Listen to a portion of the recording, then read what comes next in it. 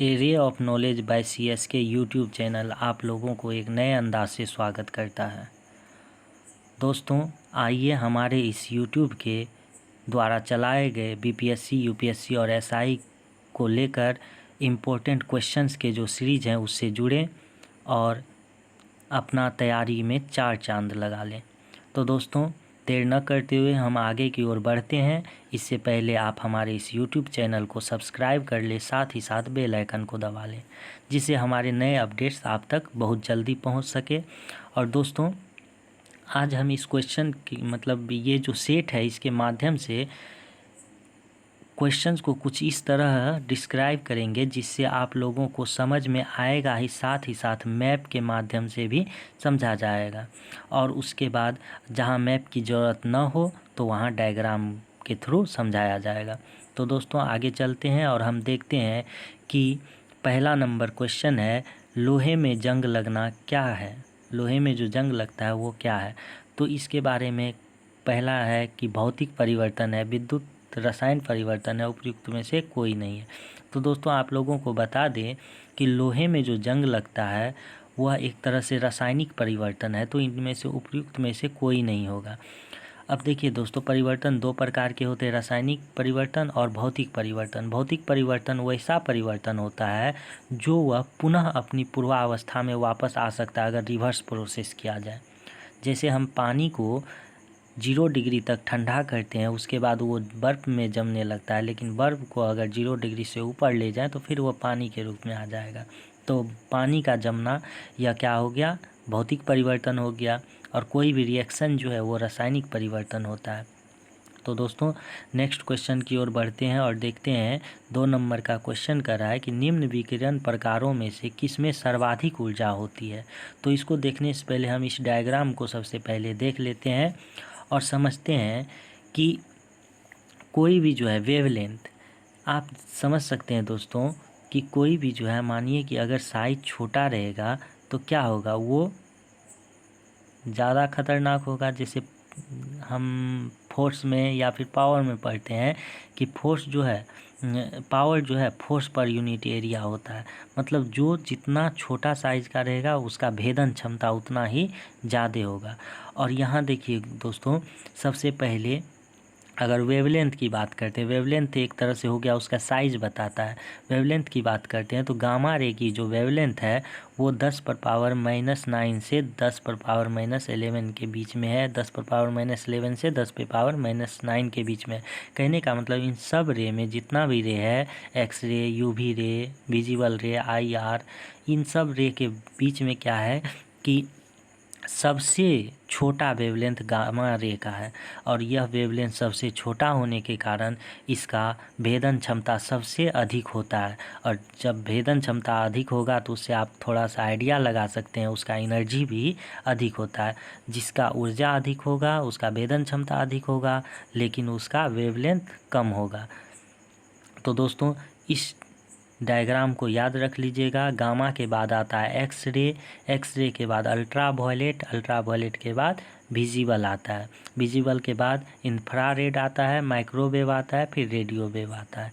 तो ये सब वेव को एक लाइन से हम याद रखेंगे, gamma X U V, gamma X U V. उसके बाद बीच में विजिबल आ जाता है, विजिबल रे बीच में आता है, gamma X ray U V, gamma X ray U V, visible ray, फिर आता है IR, माइक्रोवेव, रेडियो वेव।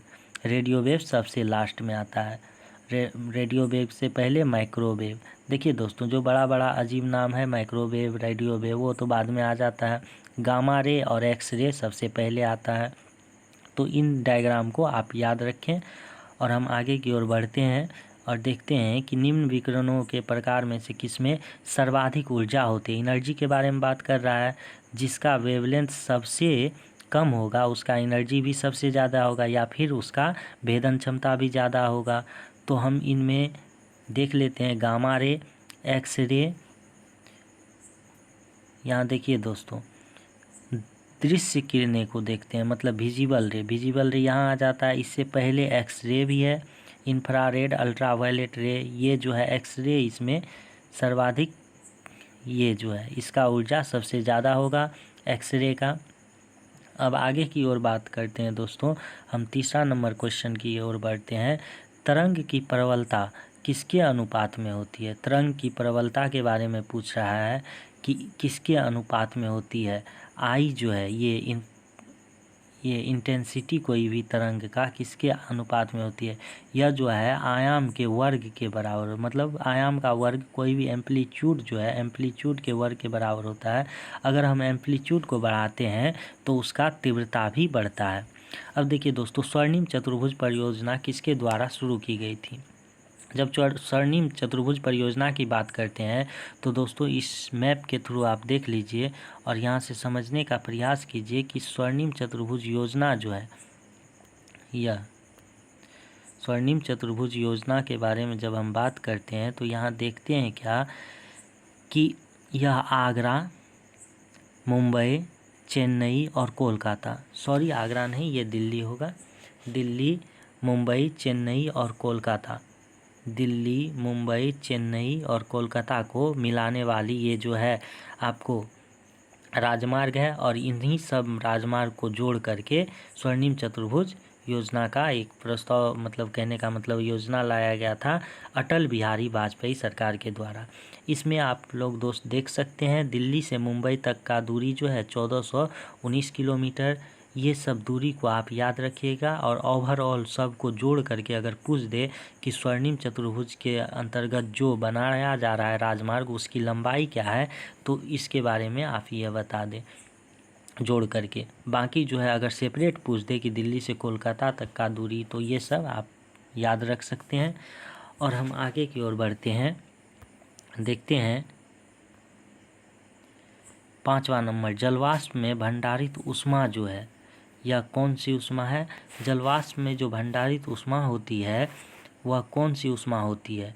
यह गुप्त ऊष्मा होती है, गुप्त ऊष्मा। देखिए दोस्तों, होता क्या है कि जब हम बात करते हैं क्या कि पानी लीजिए और उसको गर्म, कहने का मतलब पानी 0 डिग्री से अगर तापमान 0 डिग्री रहता है तो उससे नीचे क्या होगा, पानी बर्फ़ की अवस्था में होगा। इसको जब गर्म करते हैं तो ये जो है एक कांस्टेंट रूप से, मतलब क्या होता है, टेम्परेचर बढ़ता जाता है। लेकिन एक समय ऐसा आता है जब 0 डिग्री पे पहुंचते हैं तो एकदम तापमान जो है 0 डिग्री कुछ समय तक रहता है। उस समय जो है वो जो तापमान रहता है, वो तापमान जो हम हीट देते हैं इधर से, वो सब हीट क्या हो जाता है, उसका मॉलिक्यूल को तोड़ने में लग जाता है। और वो जो हीट है 80 किलो कैलोरी के पर केजी के आसपास रहता है, और इसी को कहते हैं गुप्त ऊष्मा, गुप्त ऊष्मा। तो दोस्तों इस चीज़ को याद रखिएगा, पानी का गुप्त ऊष्मा 80 किलो कैलोरी पर केजी। इसी तरह से जब पानी अब पूरी तरह से, मतलब बर्फ़ अब पूरी तरह से जब पानी में बदल चुका होता है तो फिर इसका टेम्परेचर बढ़ने लगता है अगर हम हीट देते रहते हैं। फिर एक समय 100 डिग्री पे ऐसा आता है जब वो क्वथनांक, मतलब खौलना स्टार्ट कर देता है। जब खौलने लगता है तो उसका फिर एक निश्चित तापमान हो जाता है जहाँ पे अवस्था परिवर्तन, कहने का मतलब उसका अवस्था में परिवर्तन होने लगता है, कहने का मतलब वो अब गैस में चेंज होने लगेगा। तो इस चीज़ को याद रखिएगा, जलवाष्प का गुप्त ऊष्मा 540 किलो कैलोरी पर केजी, किलो कैलोरी पर केजी। अब देखिए, निम्नलिखित में से किन में न्यूनतम आवृत्ति होती है? अब आवृत्ति की बात कर रहा है, न्यूनतम आवृत्ति किसका होगा? जिसका एनर्जी ज़्यादा होगा। ये चीज़ हम याद रखे थे, पहला याद रखे थे गामा रे, गामा के बाद एक्सरे था, एक्सरे के बाद यूवी था, और यूवी के बाद आपको ये विजिबल रे था। विजिबल के बाद जब जाते हैं दोस्तों आईआर था, इंफ्रारेड था, फिर माइक्रोवेव, फिर रेडियोवेव। तो इनमें से सबसे पहले गामा आया, कहने का मतलब इसका जो है सबसे कम तरंग दैर्ध्य है, गामा रे का सबसे कम तरंग दैर्ध्य है, तो इसकी आवृत्ति सबसे कम है। इसकी भेदन क्षमता अगर पूछ दे तो गामा रे की सबसे अधिक होगी। अब देखिए दोस्तों, 7वां नंबर क्वेश्चन कह रहा है कि निम्नलिखित सागरों में से किनमें न्यूनतम लवणता पाई जाती है? अगर न्यूनतम लवणता की बात करें तो बाल्टिक सागर में न्यूनतम लवणता पाई जाती है। अब देखिए, हाइपरटेंशन शब्द किसके लिए प्रयोग किया जाता है? हाइपरटेंशन जो है दोस्तों, इस शब्द के बारे में पूछ रहा है कि किसके लिए प्रयोग किया जाता है। यहाँ होता क्या है कि रक्तचाप जो है बढ़ जाता है तो उस समय जो होता है उसको कहते हैं हाइपरटेंशन।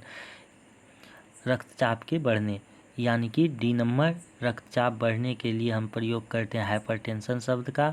अब देखिए दोस्तों, जब हम 9वां नंबर क्वेश्चन देखते हैं तो इसमें है कि भगीरथी और अलकनंदा के संगम पर स्थित नगर है। भगीरथी और अलकनंदा के संगम पर स्थित नगर के बारे में पूछ रहा है। तो दोस्तों आप इसमें एक चीज़ ध्यान दीजिएगा, इस मैप को अच्छी तरह से देखिएगा दोस्तों, इस मैप को आप अच्छी तरह से देखिएगा, जहाँ क्या है कि धौली गंगा जो है, बद्रीनाथ और धौली गंगा ये दोनों जब आती है आगे की ओर और एक जगह मिलती है तो इसको हम विष्णु प्रयाग कहते हैं। अगर पूछ दे विष्णु प्रयाग तो बद्रीनाथ और धौली गंगा के संगम को हम विष्णु प्रयाग कहते हैं। अब यह जो है इन दोनों का संगम आगे अलकनंदा के नाम से जाना जाने लगता है। बद्रीनाथ और धौली गंगा का संगम के बाद जो आगे निकलती है उसको अलकनंदा कहते हैं। और अलकनंदा और ये पूरब से नंदाकिनी नदी आती है, पूरब से नंदाकिनी, पश्चिम से अलकनंदा, ये दोनों जब मिलती है तो इसको नंद प्रयाग कहते हैं, नंदा से नंद प्रयाग। अब देखिए दोस्तों, अब इन दोनों का जो है संगम फिर आगे की ओर बढ़ती है। अलकनंदा और पिंडार नदी, अलकनंदा के नाम से ही जानी जाती है ये, और ये अलकनंदा और इधर से पिंडार नदी जब आती है, ये दोनों जब मिलती है, अलकनंदा और पिंडार का संगम को हम कर्ण प्रयाग कहते हैं। अब देखिए दोस्तों, यह फिर भी अलकनंदा के नाम से आगे की ओर बढ़ती है। केदारनाथ और अलकनंदा के संगम को हम क्या कहते हैं, रुद्र प्रयाग कहते हैं। और आगे की ओर बढ़ते हैं तो अलकनंदा और गंगोत्री और अलकनंदा के संगम को हम क्या बोलते हैं, देव प्रयाग बोलते हैं। तो क्वेश्चन हमारा था दोस्तों, भगीरथी और अलकनंदा के संगम पर स्थित नगर कौन सा है। भगीरथी और अलकनंदा, देखिए दोस्तों ये अलकनंदा है, भगीरथी नदी कहाँ है, भगीरथी ये गंगोत्री से जो निकली हुई है भगीरथी नदी, केदारनाथ से मंदाकिनी नदी, तो भगीरथी और अलकनंदा के संगम 5वां नंबर पे हम क्या बोलते हैं, इसको देव प्रयाग बोलते हैं, देव प्रयाग। भगीरथी और अलकनंदा को देव प्रयाग बोलते हैं। अब देखिए दोस्तों 10वां नंबर कह रहा है किस एक्टर नहीं होगा दोस्तों, यहाँ एक्ट होगा, किस एक्ट होगा, कह रहा है किस एक्ट ने मुसलमानों के लिए एक अलग मतदाताओं की पेशकश की। यह जो है 1909 का एक्ट था, इसको याद रख लीजिएगा। हम आगे की ओर बढ़ते हैं और देखते हैं कि आगे क्या है। 11 नंबर क्वेश्चन, 11 नंबर क्वेश्चन कर रहा है भारत का कौन सा राज्य सर्वाधिक अभ्रक उत्पादन करता है। इस तो सबको याद होगा, बिहार जो है सर्वाधिक अभ्रक उत्पादन करता है। उपराष्ट्रपति का पदेन अध्यक्ष कौन, पदेन अध्यक्ष कहने का मतलब उपराष्ट्रपति जो है किसका पदेन अध्यक्ष होता है, यह राज्यसभा का पदेन अध्यक्ष होता है। अगर हम उपराष्ट्रपति की बात करें तो आप लोगों को पता ही होगा कि उपराष्ट्रपति जो है राज्यसभा के सभापति के रूप में वेतन भी प्राप्त करता है, वेतन एवं भत्ता इनका जो भी आता है वो राज्यसभा के सभापति के रूप में प्राप्त करता है। इसका एज 35 वर्ष। अब नेक्स्ट देखते हैं दोस्तों, निम्नलिखित में उत्पादन में बिहार का एकाधिकार, बिहार का जब एकाधिकार की बात करें तो ये पायराइट है, इसको याद रख लीजिएगा। बिहार का एकाधिकार पायराइट पे है, पायराइट जो है बिहार में मूल रूप से इसका उत्पादन होता है। अब देखिए दोस्तों ये मैप, ये पिक्चर जो है गलत जगह लग गया है, फिर भी हम यहाँ देख लेते हैं, अगला क्वेश्चन यही होगा कहीं। तो देखिए दोस्तों फ्रांसीसी क्रांति 1789 ईस्वी में हुई थी। ये फ्रांसीसी क्रांति के फलस्वरूप क्या हुआ था कि जो भी है भाईचारा, बंधुत्व, ये सब जो है हमारा संविधान में जो लिया गया है, भाईचारा, बंधुत्व, ये सब शब्द यह 1789 के क्रांति के ही परिणाम स्वरूप है और इसी क्रांति से यहाँ का ये कॉन्सेप्ट आया। अब देखिए दोस्तों 14 नंबर में कह रहा है कि छोटा नागपुर का पठार, छोटा नागपुर में प्रारंभिक स्तर पर अर्थव्यवस्था आधारित थी। छोटा नागपुर का पठार जो है आपको यहाँ है झारखंड के पास, और यहाँ पे पूछ रहा है कि प्रारंभिक रूप से कैसा, मतलब कृषि आधारित थी अर्थव्यवस्था वहाँ की। यह जो है छोटा नागपुर पूरी तरह से जनजाति आधारित क्षेत्र था। यह जो है वनों से, अगर इसका आंसर होगा छोटा नागपुर, याद रखिएगा, जनजाति से। और इसका अर्थव्यवस्था जो है वन पे टिकी हुई थी। कौन सा रेशा सबसे मजबूत प्राकृतिक रेशा होता है? तो प्राकृतिक रेशा सबसे मजबूत अगर पूछे तो रेशम याद रखिएगा। रेशम जो है प्राकृतिक रेशे में सबसे मजबूत होता है। भारत के संविधान में स्वतंत्रता, समानता और बंधुत्व के विचार किस राष्ट्रीय आंदोलन से प्रभावित है? तो इसको याद रखिएगा, फ्रांसीसी क्रांति। अभी हमने बताया है कि यह जो है भारतीय संविधान में स्वतंत्रता, समानता और बंधुत्व, इन तीनों शब्दों को याद रखिएगा, स्वतंत्रता, समानता और बंधुत्व। ये जो है 1789 की फ्रांसीसी क्रांति का परिणाम स्वरूप है। अब देखिए दोस्तों, नेक्स्ट चलते हैं हम 17 नंबर पे। संसार का सबसे अधिक आर्द्र महाद्वीप कौन सा है? तो दोस्तों, संसार का सबसे अधिक आर्द्र महाद्वीप को जानने के लिए हम वर्ल्ड मैप की तरफ बढ़ते हैं। आप लोगों को बता दें कि हम पिछले वाले वीडियो में, अगर आप इस वीडियो में जाएंगे तो पता चलेगा कि वहाँ मैप सीरीज़ दिया गया है। उसी में हमने यह बताया है कि कर्क रेखा, मकर रेखा, विषुवत रेखा, ये सब। और उसमें हमने यह भी बताया है कि सूर्य जो है कर्क रेखा और मकर रेखा, ये जो 0 डिग्री है, इनके बीच में चमकती रहती है, जिसके कारण यहाँ जो है अत्यधिक उष्मा होता है। तो अब ऑप्शन में देखते हैं, देख लीजिए दोस्तों, ये एशिया है, यूरोप है, ये एशिया है।